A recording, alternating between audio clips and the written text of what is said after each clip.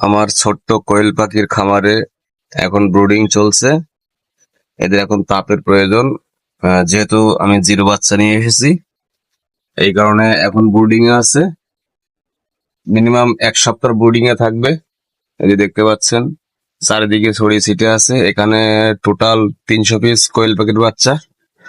তো মোটামুটি সব বাচ্চাই সুস্থ আছে, কিছু কিছু বাচ্চা হয়তো একটু অসুস্থ হয়ে পড়েছে।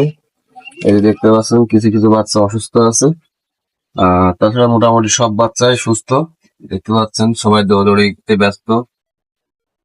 উম, আর যে দু একটা বাচ্চা একটু অসুস্থ হয়ে পড়েছে, সেগুলো আর কি বাল্বের নিচে রেখেছে, যেহেতু তাদের তাপের প্রয়োজন। বিশেষ করে যেগুলো দুর্বল বাচ্চা, সি গ্রেডের বাচ্চা, অনেক সময় কি হয় এই গ্রেডের বাচ্চার ভিতরে 2-1 পিস কিন্তু সি গ্রেডের বাচ্চাও ঢুকায় দেয়।